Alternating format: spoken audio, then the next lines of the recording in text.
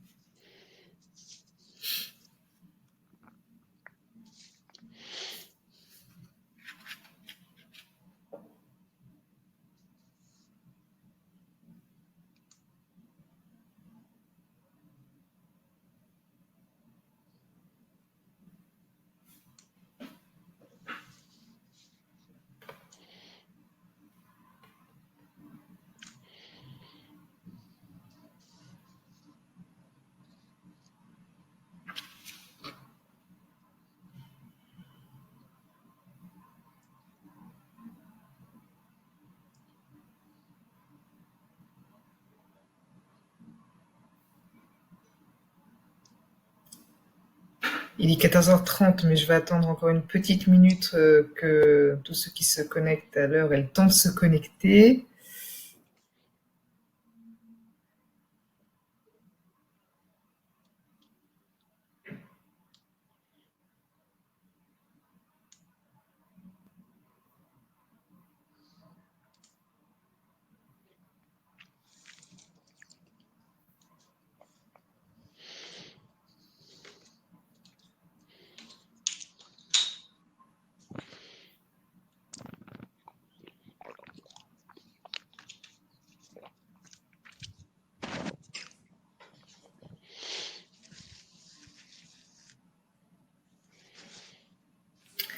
Voilà, je pense que l'on va démarrer. De toute façon, le temps de l'introduction, si certains nous rejoignent dans les minutes à venir, ils pourront tout de même avoir l'information. Mais pour ceux qui sont déjà connectés, on va, on va lancer. Donc, bonjour à tous, bienvenue à ce webinaire.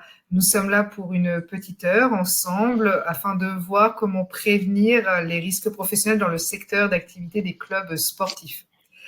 Nous allons aborder au cours de ce webinaire les activités liées aux clubs sportifs, les principaux risques, ainsi que leurs conséquences, la prévention de ces risques, avec des pistes de solutions simples à mettre en œuvre, et en dernier point, l'offre de services relative à votre secteur d'activité. Alors, avant d'aller plus loin, je vais me présenter. Je suis Hélène Vosny, chargée de communication à la CARSAT Normandie, et j'ai le plaisir de vous accueillir aujourd'hui. Je vous présente mon collègue qui est la voix de ce webinaire, Laurent Lecoindre. Bonjour à tous, donc Laurent Lecoindre, contrôleur de sécurité à la CARSAT Normandie. Nous avons également parmi nous aujourd'hui Béatrice Dubois qui est présente tout au long de ce webinaire pour répondre à vos questions à l'écrit et même à l'oral en fin de ce webinaire. Bonjour à tous, donc Béatrice Dubois, ingénieure conseil à la CARSAT Normandie.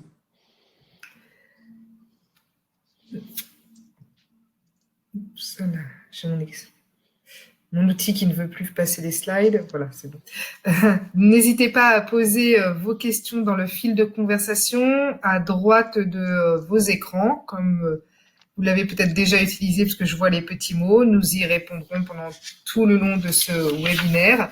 C'est également sous l'onglet de chat que vous trouverez l'onglet sondage qui vous sera utile tout au long du webinaire parce qu'on vous proposera quelques petits sondages. Avant d'entrer dans le vif du sujet, un petit rappel pour expliquer qui nous sommes. Donc, l'assurance maladie et risque professionnel est une des branches de la sécurité sociale. À ce titre, nous sommes donc votre assureur pour le risque accident du travail et maladie professionnelle liée au travail. Nous avons 3 missions: prévenir les risques et donc la survenue d'accidents du travail et maladies professionnelles liées au travail. Tarifer, c'est-à-dire définir le taux de cotisation propre à chaque établissement. Et réparer, c'est-à-dire indemniser les victimes d'accidents du travail ou de maladies professionnelles. L'ensemble de ces missions sont imbriquées et nous permettent de porter un projet global de gestion des risques liés au travail. Aujourd'hui, nous sommes réunis dans le cadre du volet de la prévention des risques. Sur le terrain, le réseau est constitué des services prévention des caisses régionales, CARSAT, CRAMIF, CGSS, qui conseillent et accompagnent les entreprises. Pour cela, nous nous appuyons également sur le travail et les ressources de l'Institut national de sécurité, l'INRS. Nous allons donc maintenant aborder la santé et la sécurité au travail sur le secteur d'activité du sport, comment prévenir les risques dans les différentes structures et les solutions, quelle que soit l'activité du club. Laurent, je te laisse la parole. Merci Hélène. Donc en 2018, l'assurance maladie risque professionnel a lancé un programme national innovant et ambitieux, donc à destination des très petites entreprises pour les accompagner dans leur démarche de prévention. Donc en effet, la décision a été prise d'accompagner une quarantaine de métiers pour concevoir une offre spécifique prévention pour cette typologie d'entreprise. Donc nous arrivons à la fin de 2021, donc l'ensemble de cette offre sur l'ensemble des métiers va être déployée donc d'ici la fin de l'année et début 2022. Donc une offre de prévention dédiée au TPE du sport. Donc nous savons que ce n'est pas toujours simple pour une très petite entreprise d'intégrer la prévention des risques professionnels dans son quotidien. Donc nous avons construit cette offre en nous appuyant sur 3 éléments clés. Donc une approche métier, donc une approche dite de terrain, donc dédiée à l'observation de l'activité dans les entreprises et échanger aussi avec les acteurs de l'entreprise. Le deuxième élément est un travail, une co-construction avec les acteurs de la profession. Donc en l'occurrence sur le milieu du sport, nous avons travaillé avec le ministère chargé des sports, avec la commission paritaire nationale de l'emploi et de la formation et notamment la commission en santé et sécurité. Donc nous retrouvons dans cette commission donc les partenaires sociaux tels que le Cosmos, le Conseil social du mouvement sportif, Exopé, donc ex-CNEA, donc Conseil national des emplois de l'avenir, mais également donc France Active, la Fédération nationale des acteurs et des associations du sport, et aussi également les syndicats de salariés tels que la CGT et la CFDT. Nous avons également travaillé avec l'opérateur de compétences relatif à la branche du sport, qui est l'OPCO AFDAS. Donc l'objectif de cette co-construction était de partager nos expériences afin de mettre à disposition des outils en ligne, simples d'utilisation et gratuits pour l'ensemble de la branche du sport, avec in fine donner envie aux très petites entreprises d'agir en prévention en facilitant le passage à l'action, mais également de contribuer à rendre autonome l'entreprise dans sa démarche de prévention. Donc nous allons entrer dans le vif du sujet. Alors les activités du sport, les activités sur le secteur du sport ne se caractérisent pas seulement sur le club sportif. D'autres activités sont en lien avec ce secteur. Donc plusieurs codes NAF, donc je rappelle un code NAF, nomenclature d'appellation française, ou le code APE, l'activité principale de l'entreprise. Donc ces codes NAF, donc nous avons le premier 8551Z, donc les activités d'enseignement de disciplines sportives et d'activités de loisirs. Nous allons retrouver sous ce code NAF tout ce qui est relatif à la formation, l'enseignement de cours de gymnastique, de yoga, les camps d'entraînement, mais aussi l'activité de professeurs et des professionnels indépendants. Le 9311Z, donc l'exploitation, l'organisation et la gestion d'activités en salle ou plein air à destination des sportifs professionnels ou amateurs. Donc ce sont des établissements qui disposent de leur propre installation sportive. Le 93-12Z, donc l'exploitation de club, donc c'est sous ce CONAF que nous allons retrouver la majorité des établissements de ce secteur, mais aussi bien sûr la majorité des salariés. Le 93-13Z, donc les centres de culture physique, et le 93-19Z, au sport. Donc, sous ce CONAF, nous retrouvons les activités relatives aux juges, aux arbitres, aux sportifs professionnels, mais aussi également aux producteurs, promoteurs d'événements sportifs, les guides d'eau de montagne, les écuries, etc., etc. Nous n'avons pas retenu sur cette cible donc d'autres activités sont en lien avec le domaine sportif, mais apparaissent en amont. Donc, ce sont les salariés des constructions de bateaux de plaisance, mais aussi les salariés de construction d'articles de sport, de commerce de ces articles de sport dans des magasins spécialisés, mais également mais également aussi donc la location et bail de ces articles de sport. Donc ça rassemble environ 70 000 salariés. Nous n'avons pas comptabilisé non plus les professeurs d'éducation physique et sportive qui sont aux alentours de 45 000 au niveau de l'éducation nationale, mais également les plus de 55 000 salariés des collectivités territoriales qui dépendent d'une direction du sport, sans compter bien sûr les conseillers techniques sportifs et les conseillers animation formation du ministère chargé des sports. Et en plus, les plus de 50 000 indépendants que l'on peut retrouver aussi sur ce secteur. Donc en synthèse sur cette slide, mais comme vous le savez, donc nous avons une pluralité de disciplines sportives et une pluralité des lieux d'exercice. Un secteur qui est riche et diversifié pour l'encadrement des activités physiques et sportives. Pour information, le ministère chargé des Sports en 2018 a délivré plus de 13 000 diplômes et la Commission paritaire nationale de l'emploi et de la formation a délivré plus de 6 000 CQP, donc certificats de qualification professionnelle. Mais surtout une pluralité de métiers qui gravitent autour du secteur du sport, notamment sur des fonctions support. Donc ça va de l'encadrant, du dirigeant, à l'encadrant à la personne qui encadre les pratiquants, mais aussi à des tâches administratives telles que le secrétariat, la trésorerie, des tâches en lien avec la communication, d'autres en lien avec les services, avec le technique, mais aussi en lien avec la logistique. Donc quelques chiffres, Donc quelques chiffres. Si nous reprenons les 5 codes NAF, ce qui est intéressant sur cette slide, c'est la dernière colonne.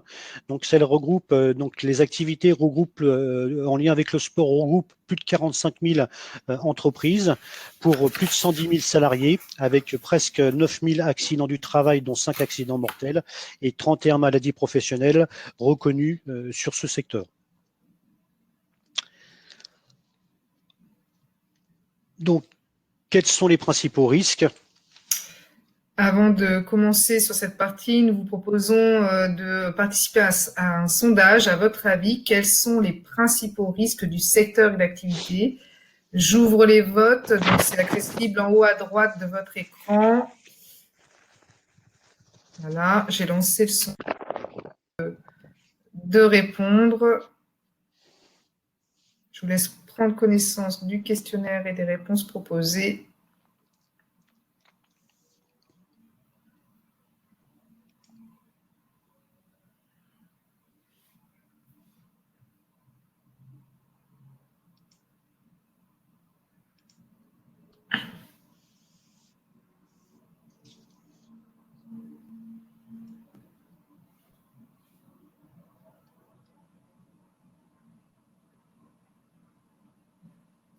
Les réponses ne devraient plus tarder à apparaître.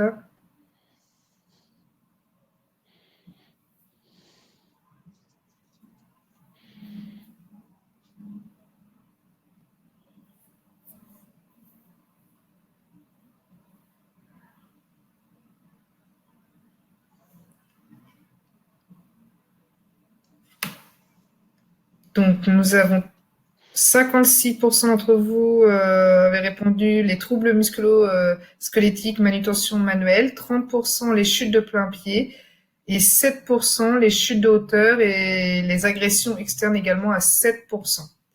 Laurent, je te laisse commenter ces résultats.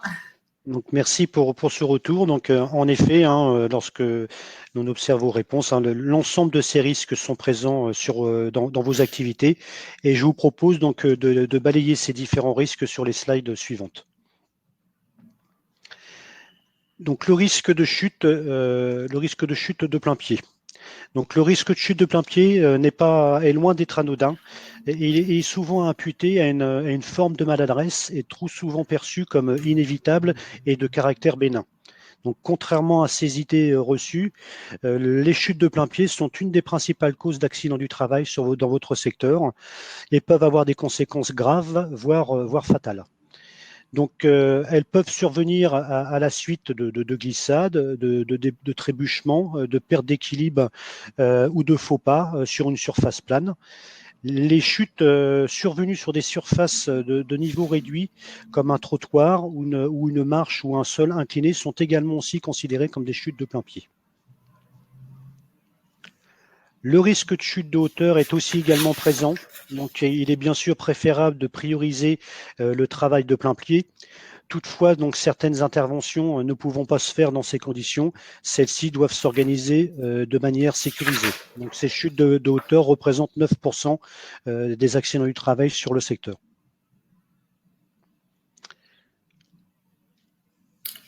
C'est mon outil, je suis désolée Laurent. Oui, c'est pas grave. Donc, comme vous avez pu le souligner, à 56% de vos réponses, donc les trous musculo-squelettiques, les manipulations manuelles sont bien présentes sur votre secteur. Donc, dans le cadre de certaines activités sportives, donc il est nécessaire de transporter des charges lourdes, donc, ça va au transport de sacs ou de caisses de matériel, de poteaux, d'agrès, de tapis de sol, etc., etc.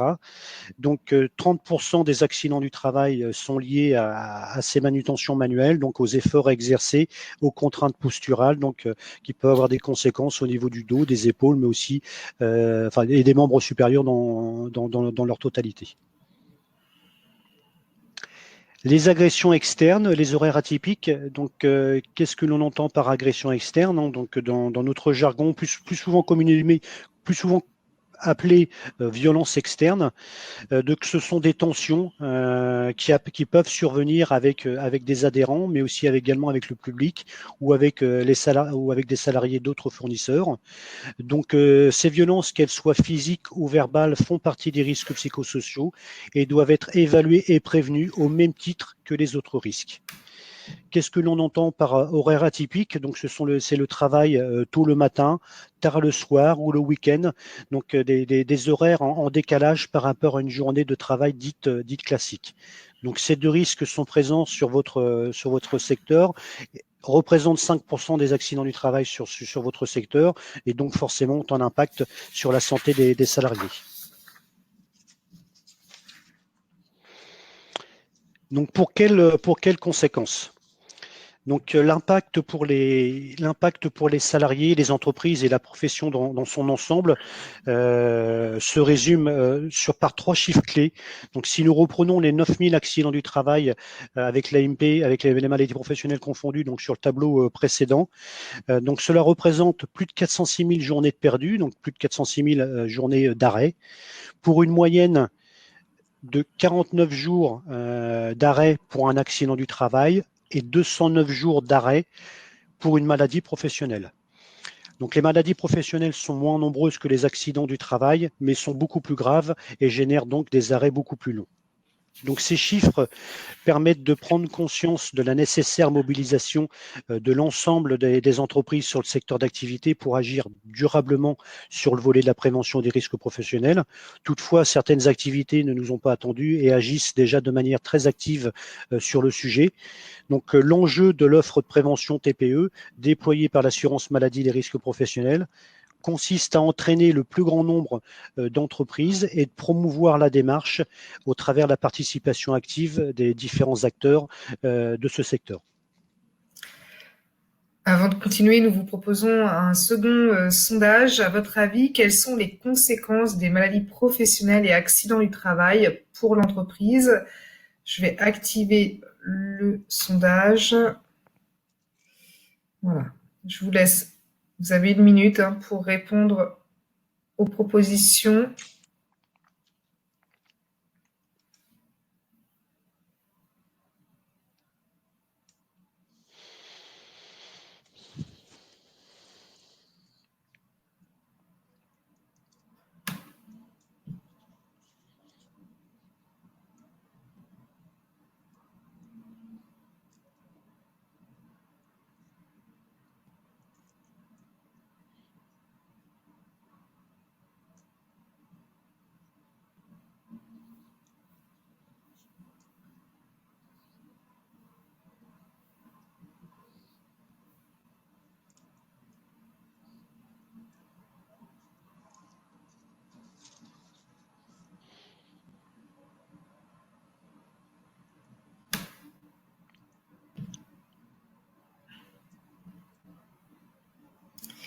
Voilà, vous êtes donc 31% à évoquer la désorganisation du travail, 29% la dégradation de la qualité de vie au travail, 23% le remplacement du salarié absent et 17% d'entre vous parlent du retard dans le travail.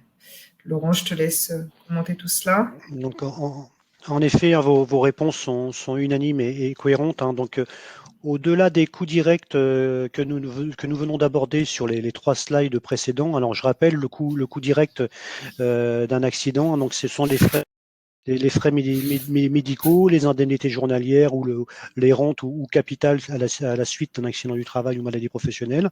Donc les entreprises sont aussi confrontées aux coûts indirects. Donc les coûts indirects, justement, c'est donc ce que vous venez de répondre, la désorganisation du travail, le retard dans le travail, le remplacement du salarié absent, la dégradation de la qualité de vie au travail. Alors la liste n'est pas exhaustive, on aurait pu aussi rajouter la dégradation du dialogue social, etc., etc. Donc, ces coûts indirects sont estimés 3 à 5 fois le coût direct. Donc, en conclusion, pour chaque entreprise, mais aussi pour l'ensemble, bien sûr, du secteur sportif, un fort enjeu humain et financier est particulièrement prégnant, auquel il ne faut pas oublier non plus l'enjeu juridique en cas d'accident du travail ou maladie professionnelle en matière de responsabilité civile ou pénale. Alors, comment prévenir ces risques ? 2 étapes primordiales pour prévenir les risques professionnels. La première étape est d'identifier les risques et d'évaluer ceux-ci via une approche terrain en faisant participer donc la majorité des salariés à cette évaluation. La deuxième étape est l'étape agir, c'est-à-dire l'étape du déploiement d'un plan d'action qui est un plan d'action en adéquation avec l'évaluation de vos risques au sein de votre établissement et de s'assurer de la mise en œuvre de ce plan d'action. Donc, identifier et évaluer. Avant de commencer cette partie, nous vous proposons un dernier sondage. Donc, c'est à votre avis, quelles sont les tâches qui participent à l'apparition des accidents du travail et des maladies professionnelles? J'ouvre les votes. À vous de répondre.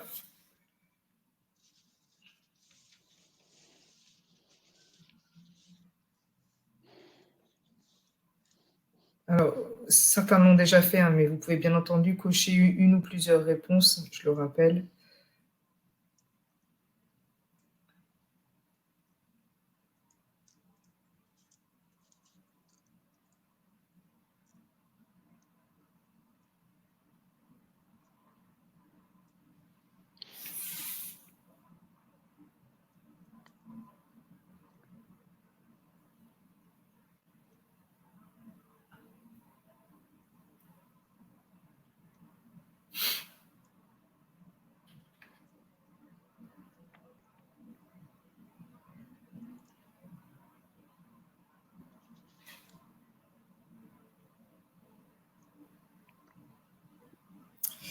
Voilà, vous êtes 34% à avoir répondu déplacer des charges lourdes avec des moyens inadaptés, 26% répondre à une surcharge exceptionnelle de travail, 21% effectuer un déplacement au sein des bureaux des espaces sportifs et 18% gérer le stockage des matériels. Laurent, je te laisse commenter ces résultats. Donc, merci pour ce retour. Donc, en effet, l'ensemble de ces tâches peuvent participer à l'apparition d'un accident du travail et maladie professionnelle. Donc, pour identifier et évaluer vos risques, il faudra s'appuyer donc sur une méthode. Donc, quoi de mieux que d'observer l'activité réelle de vos salariés. Mais en plus de cette observation, il faudra bien sûr associer donc les salariés à cette évaluation. Ce sont eux les experts de leur métier, ce sont eux qui sont plus à même d'expliciter leurs tâches et les différents risques qu'ils peuvent avoir à leur poste de travail. Le fait de les associer permet aussi qu'ils soient acteurs de leur prévention, de leur sécurité, mais aussi celle de leurs collègues. Cette évaluation doit être aussi révisée et actualisée, donc à minima une fois par an, mais également dès l'apparition d'un changement. Donc, quand on parle de changement, ça peut être une nouvelle organisation du travail ou l'acquisition d'un nouvel équipement de travail. Forcément, ces changements vont avoir un impact sur les conditions de travail de vos salariés, mais également cette évaluation sera aussi à réviser à l'issue d'un accident du travail ou d'un presque accident qu'il faudra aussi analyser, puisque c'est aussi un point de départ pour engager une démarche de prévention au sein de votre établissement. Donc la méthode, appuyer sur 4 grandes questions. Donc la première, c'est où sont les dangers? C'est se poser la question, qu'est-ce qui peut faire mal? Qu'est-ce qui peut nuire à la santé des salariés? Ou qu'est-ce qui a déjà fait mal? Ou qu'est-ce qui a déjà nui à la santé des salariés? Une fois le repérage de ces dangers, quels sont les risques? À savoir, c'est quels sont les salariés exposés à ces dangers. Donc c'est la situation dangereuse. Donc une fois qu'on a repéré les salariés exposés à ces dangers, on va se poser des questions. Comment sont exposés les salariés? À quel moment et à quelle fréquence? Ensuite, c'est comment se protège-t-on? Quelles sont les mesures de prévention, de protection que l'on a mis en place? Et est-ce que ces mesures sont suffisantes pour essayer d'aller au-delà de celles-ci? Donc, évaluer grâce au document unique. Donc, le document unique est le document qui formalise cette évaluation des risques, mais ce document n'est pas une fin en soi. Il faut que ce document devienne un outil de pilotage au niveau de la prévention des risques professionnels de votre établissement, mais celui-ci doit aussi s'accompagner d'un plan d'action adapté à votre entreprise pour justement faire évoluer les situations de travail à risque. Donc, le document unique, celui-ci présente les résultats de l'évaluation des risques pour la santé et la sécurité des salariés de votre entreprise. Il comprend un inventaire des risques identifiés. Il représente bien sûr un premier pas dans votre démarche de prévention des risques. Un petit rappel, le document unique est une obligation légale de l'employeur. Donc, agir pour prévenir les risques professionnels. Donc, nous allons pouvoir agir sur les locaux, donc à différents niveaux. Donc, sur les locaux, par exemple sur le bruit, sur l'éclairage, sur l'assainissement de l'air. Nous allons pouvoir agir sur les matériels avec une prise en compte du poids de celui-ci, du bruit de celui-ci, agir aussi également sur l'organisation du travail, agir sur la formation avec une montée en compétences des salariés sur le sujet de la prévention des risques professionnels, mais aussi agir sur l'animation de la prévention des risques professionnels au sein de l'établissement. Donc si nous reprenons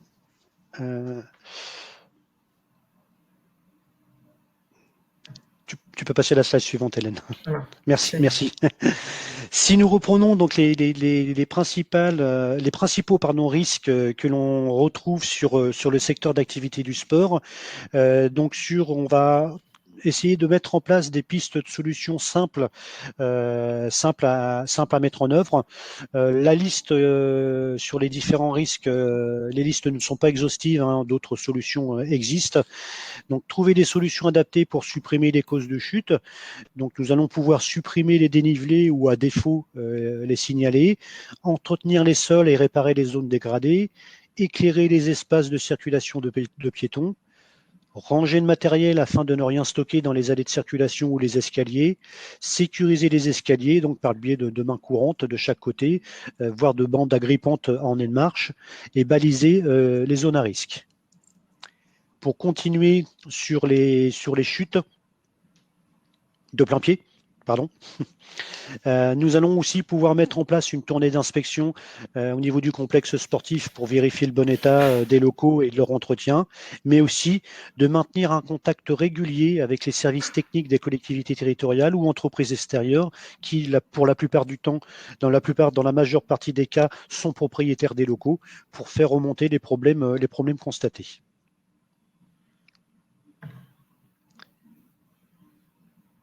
Agir donc pour éviter les chutes de hauteur, donc privilégier le choix de matériel et les installations permettant de réaliser les opérations courantes ou de maintenance depuis le sol, mettre en place des protections collectives permanentes fiables, prévoir des équipements d'accès et de travail en hauteur conformes aux normes, stables, adaptés à l'activité et disposant de garde-corps latéraux, et en l'absence de possibilité de protection contre les chutes de hauteur, faire porter des équipements de protection individuels en ayant au préalable formé les utilisateurs à leur utilisation. Faciliter les manutentions manuelles, donc favoriser la remontée d'informations par les salariés s'ils rencontrent des difficultés lors du transport de matériel, utiliser les moyens d'aide à la manutention tels que chariot, diable, dessertes roulantes ou au chargement pour le transport d'équipements, former le personnel à l'utilisation des aides techniques à disposition, former le personnel à la prévention des risques liés à l'activité physique, donc dispositifs de formation dispensés par des organismes de formation habilités par le réseau, organiser le stockage pour limiter les coûts. Donc stocker le matériel, les équipements à hauteur de taille d'homme en fonction de leur poids, de leurs conditions de stockage, mais également de leur fréquence d'utilisation. Désencombrer les réserves et installer des rayonnages supplémentaires autant que de besoin. Anticiper la charge de travail, les horaires atypiques, donc les horaires décalés, donc répartir la charge de travail de façon équitable, anticiper les périodes de forte activité, revoir la répartition des charges en cas d'absentéisme, s'assurer que les horaires de poste, début et de fin sont compatibles avec les horaires de transport en commun, permettre aux salariés d'anticiper leur planning, prévoir des marges de manœuvre pour les échanges d'horaires entre salariés, favoriser aussi la régularité dans les plannings. Donc, quelle solution donc, pour les petites entreprises ? Donc, comme vous l'avez compris, donc l'objectif du programme TPE consiste à faciliter le passage à l'action prévention, de diffuser notre offre vers le plus grand nombre d'entreprises afin de rendre aussi ces entreprises autonomes sur le sujet de la prévention des risques professionnels. Toutefois, pour qu'elles soient autonomes, il faut qu'elles s'approprient donc les différents outils en lien avec cette offre opérationnelle adaptée au TPE. Donc, je vous propose de les balayer assez rapidement au niveau de cette slide et je rentrerai plus dans le détail sur chaque outil sur les slides suivantes. Donc, le premier outil est, l'outil primordial pour mettre en place une démarche de prévention et donc l'outil d'aide, l'outil en ligne d'évaluation des risques professionnels. Donc, un OIRA, donc OIRA Online Interactive Risk Assessment, donc est un outil d'évaluation des risques professionnels européen et qui est piloté par l'INRS en France. Donc un OIRA dédié au club sportif a été créé. Ensuite, nous avons les pages web INRS et Amélie. Un autre outil en ligne qui est Agir suite à un accident du travail. Une formation en e-learning proposée par l'INRS sur les bases en prévention. Des fiches solutions, donc je détaillerai ces fiches tout à l'heure. Le cahier de l'accueillant et ensuite les fiches chez BCM, donc comment bien choisir son matériel. Donc l'outil document unique d'évaluation des risques. Alors, l'évaluation des risques est la base marche de prévention, donc quelle que soit la taille de l'établissement. Donc il est bien sûr, comme je le disais tout à l'heure, important d'analyser les situations de travail en y associant les salariés. Donc l'outil OIRA dédié au club sportif a été mis en ligne sur le site Amélie, sur le site de l'INRS le 18 octobre. Donc il a été construit sur les situations de travail en lien avec vos, mais aussi sur des partages de bonnes pratiques. Donc, il est à disposition, il est gratuit, donc il est accessible en ligne. Des sessions tests sont possibles. Il n'y a aucune utilisation de vos données personnelles. Donc, un identifiant et un mot de passe sont nécessaires pour accéder à l'outil afin de renseigner celui-ci. Donc, un autre élément aussi important, notamment sur lequel je n'ai pas parlé sur la slide précédente, c'est un outil qui a été mis en ligne, donc plan d'action Covid-19, qui vous permettra donc d'identifier des mesures opérationnelles pour protéger vos salariés sur le risque biologique du Covid-19. Donc, je vous propose de visionner une petite vidéo sur la découverte de l'OIRA.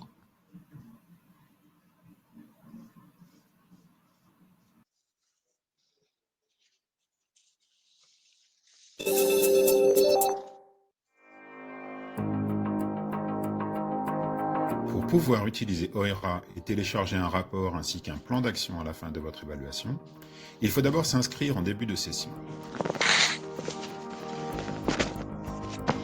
Ce compte, anonyme et gratuit, vous permettra également d'accéder aux éléments sauvegardés l'année suivante pour les mettre à jour. Liste de tous les risques propres à votre secteur disponible en page d'accueil de l'outil. Elle peut être imprimée pour évaluer les risques directement au travail avec vos salariés.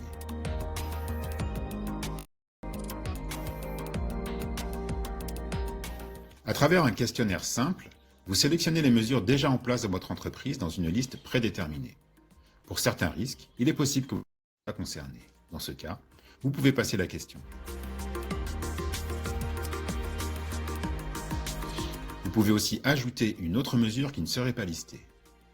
Sur cette base, vous évaluez si le risque présent dans votre entreprise est maîtrisé ou non. Si vous n'avez coché que la moitié des mesures proposées, vous pouvez supposer qu'il reste nécessaire d'ajouter de nouvelles mesures à votre plan d'action. Dans ce cas, cochez « Non », des mesures sont à ajouter au plan d'action. Vous pouvez alors sélectionner de nouvelles mesures standards qui seront ajoutées au plan d'action ou ajouter des mesures supplémentaires propres à votre situation de travail. Cliquez ensuite sur « Enregistrer et continuer » pour dérouler la suite du questionnaire.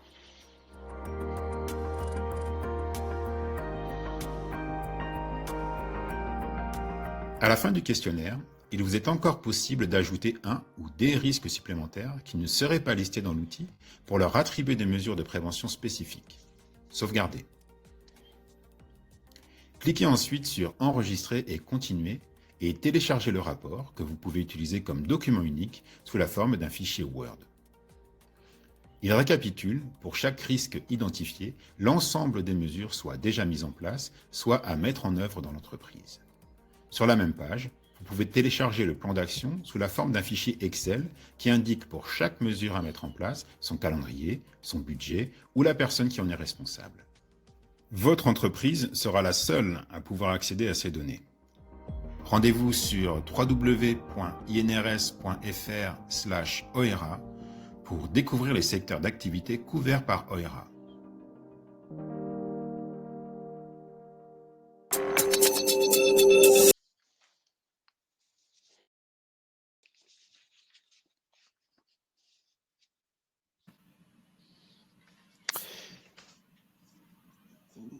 Donc sur la slide que vous voyez donc à l'écran, donc un exemple de rapport OIRA relatif au club sportif. Hein. Donc je ne vais pas refaire une présentation de l'OIRA, mais on retrouve donc les différentes colonnes. La première sur l'activité.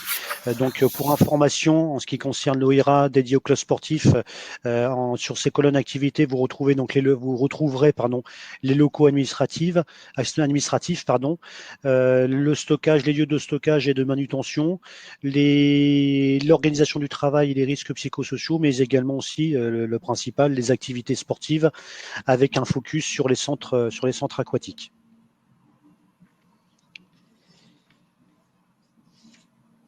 Donc, encore plus d'outils pour vous accompagner dans la prévention des risques. Donc, nous avons fait un focus sur la slide, sur une des slides précédentes sur les différents outils. Donc là, nous allons rentrer dans le détail de ces différents outils. Donc, l'outil analyser un accident du travail, donc un nouvel outil pour agir suite à un accident du travail. Donc, il n'est pas dédié qu'au Club Sportif. C'est un outil générique à disposition des 40 métiers. Donc, c'est aussi un outil également fondamental, comme l'OIRA, pour engager une démarche de prévention efficace et durable dans votre établissement. Donc, cet outil en ligne est composé d'un guide d'utilisation avec différentes rubriques. Donc, vous avez une rubrique sur l'organisation du travail, une rubrique sur l'environnement du travail, une autre rubrique sur la tâche de la victime au moment de l'accident, sur le matériel utilisé et la dernière donc sur la victime elle-même. Donc, ce guide d'utilisation vous permet d'aller sur le terrain afin de recueillir les faits, se questionner sur l'enchaînement des causes qui ont concouru à l'accident du travail et d'identifier des mesures de prévention-protection pour éviter qu'un tel accident ne se reproduise. L'outil, ensuite, en ligne, permet de compiler les éléments issus de ce questionnement, d'intégrer les spécificités de l'accident du travail que vous avez analysé, car chaque accident est unique, et d'élaborer un plan d'action adapté à la situation que vous avez analysée. Un autre outil, d'autres outils, donc les fiches solutions, donc incontournables en prévention. Donc ces fiches solutions donc sont concrètes. Donc elles sont sur ce qu'on peut appeler dans notre jargon un socle minimal de prévention sur un risque dédié. Donc ce sont des pistes de solutions à mettre en œuvre de manière simple sur un risque dédié. Donc là vous avez un exemple sur sécuriser les escaliers. Donc d'ici la fin de l'année, quinzaine de fiches solutions qui vont paraître sur les 2 pages web. Toutefois, Béatrice m'a informé que pour le secteur du sport, certaines fiches sont déjà parues, notamment sur la limitation des manutentions manuelles, mais aussi également sur la chute, sur la sécurisation d'ailleurs des escaliers, sur les déplacements, mais aussi également sur le risque routier. Donc, il y aura aussi en 2022 environ 25 fiches qui sortiront et en 2023 25 autres fiches. Alors, pas spécifiques au métier du sport, bien sûr. Donc, j'englobe l'ensemble des métiers. L'autre outil est comment bien choisir son matériel.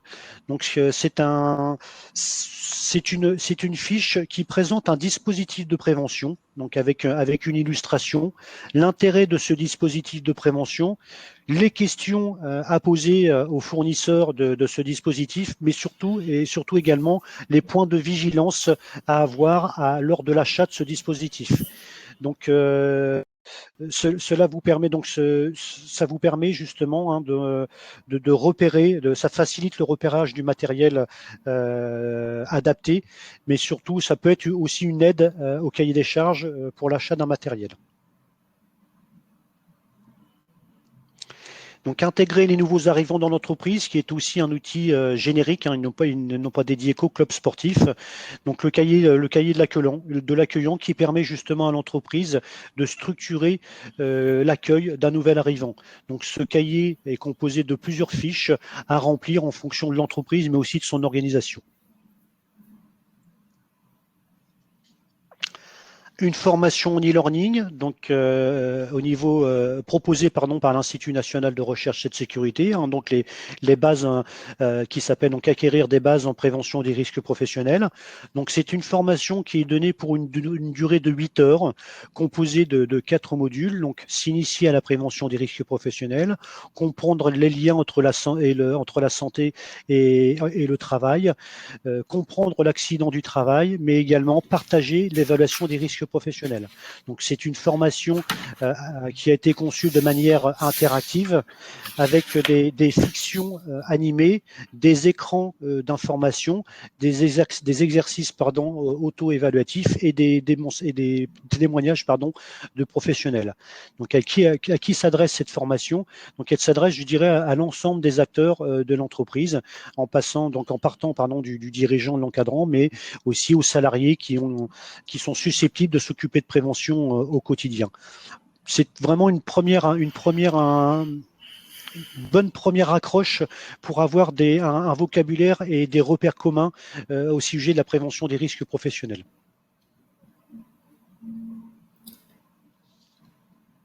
Et ensuite, donc là, je laisse la main à Hélène qui va vous présenter les pages web. Voilà.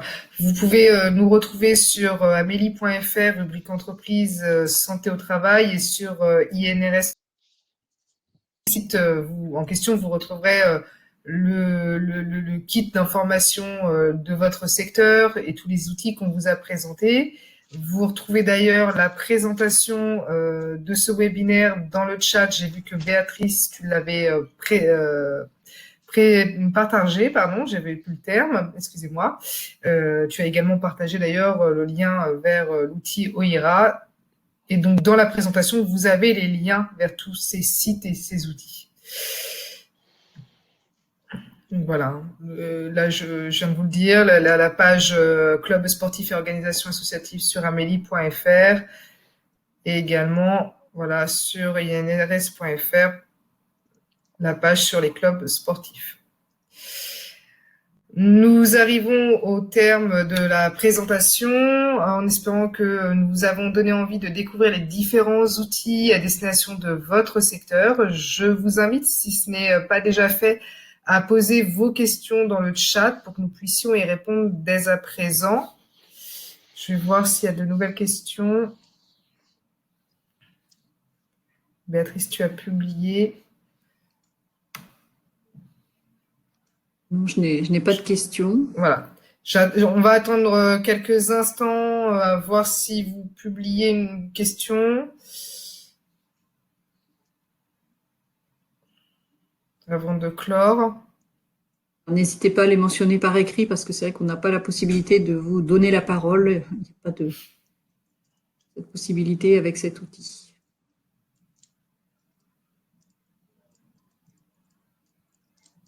Bon. Je ne crois pas qu'il y ait de nouvelles questions, donc on ne va pas faire tarder les choses. Comment ?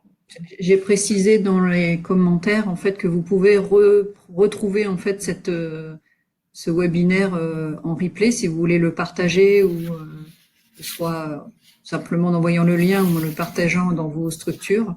Donc, il sera mis en ligne dans quelques jours en fait sur la page spécifique pour votre métier club sportif. Si je ne me trompe pas, il vous sera même envoyé par mail, puisque vous avez participé. Voilà.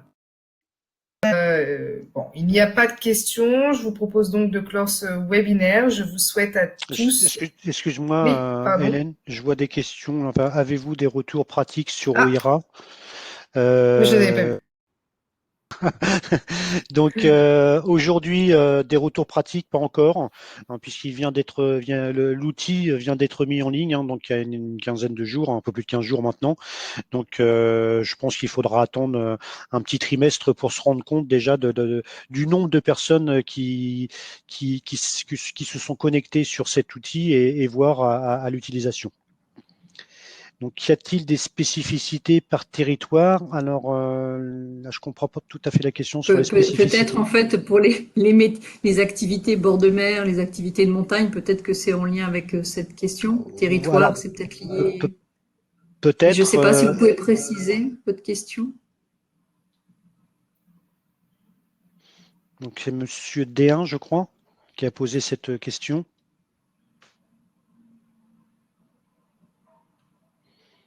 En tout état de cause, sur l'OIRA donc dédié au sport, j'ai fait un focus sur nous avons fait un focus sur les centres aquatiques, mais en fonction, je pense aux activités en lien avec le nautique ou en lien avec la montagne. Hein, il y a bien sûr un focus sur la prise en compte des conditions météo, etc.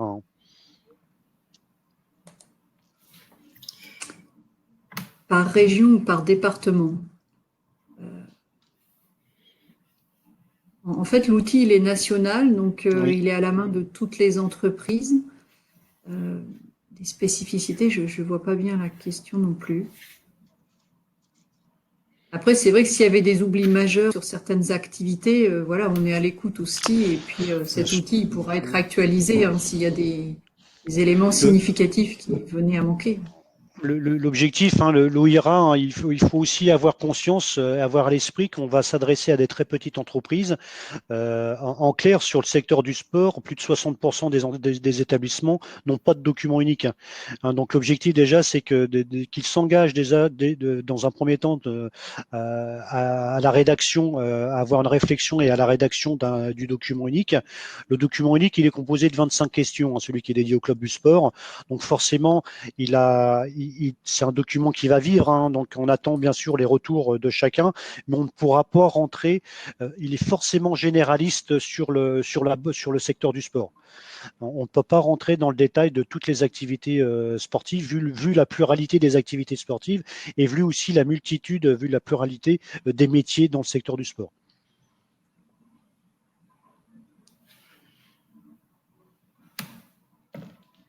Très bien, merci Laurent et Béatrice pour vos précisions. Donc, je ne sais pas si on a répondu à la question. Mais je pense que M. D1 aura l'occasion de me recontacter. Très bien. Je ne vois pas de nouveaux commentaires ou nouvelles questions. Laurent, dis-moi tout à l'heure que ce n'était pas encore arrivé. Voilà. Merci pour ces réponses, de rien. L'application est-il adaptée pour les Antilles? Oui, tout à fait. Donc l'OIRA, comme l'a rappelé Béatrice, donc il est national, donc il est adapté pour la métropole, mais aussi pour les départements d'outre-mer.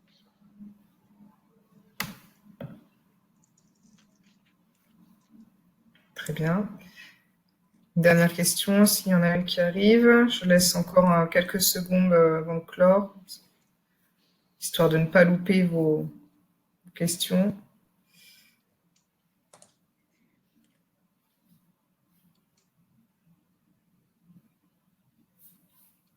Bon, cette fois-ci, je pense que oui.